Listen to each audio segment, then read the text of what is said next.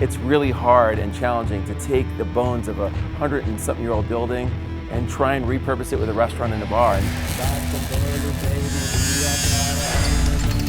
to me, that's like the best part of the challenge.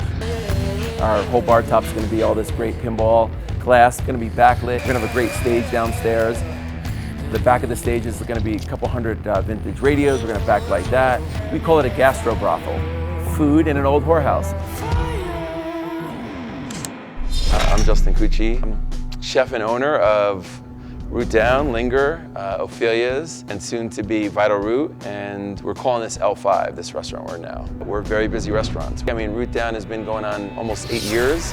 Our busiest year is this year. Definitely we've gotten a lot of recognition for design, both luckily in Denver, which is great, but also nationally. I feel like I'm the New Yorker in Denver, pushing Denverites for, pretty high standards. Interior design, to me, plays as an important role as does hospitality and food. In all of Justin's restaurants, we try to accentuate the history of the building, whether it's Root Down being an old gas station or Linger being an old mortuary. In a tasteful way. This dessert is irresistible. You see every chef, like every detail, every nuance, and then you step back and you look at the restaurant, it's like, are you fucking kidding me? There's like Home Depot lights.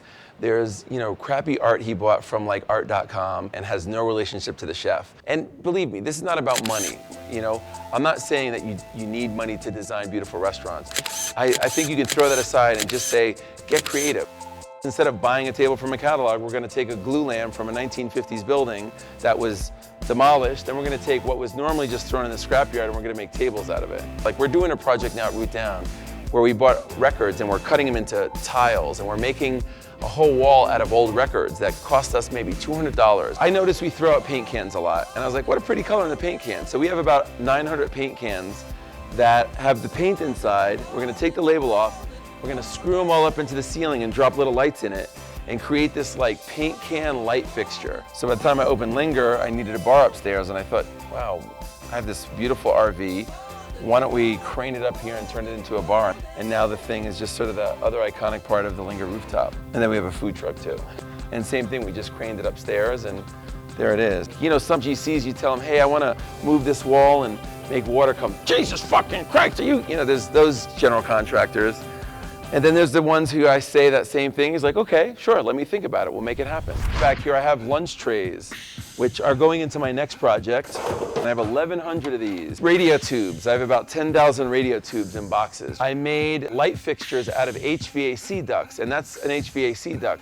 Here's my roller skate wheels, one of the boxes. I saw someone selling 3,000 or 4,000 of these, and I'm like, that's a cool thing. These are old acoustic blocks we got out of a gymnasium. I have these guys who paint for me, and they're scrappers, and they live in the van, and they came to me with like garbage cans full of X-ray rollers. These are ball bearings for airplanes. Again, no idea what we're gonna do with it, but that's, the beauty and the challenge. I have a green heart. I'm definitely a hippie at heart, and I really believe why would I wanna buy a bunch of these partitions made in China, shipped over, burning fossil fuels and loaded and trucked, when there's a guy with garbage cans and all I need is a nail gun and some clear coat. So I just feel like there's an opportunity in that garbage can.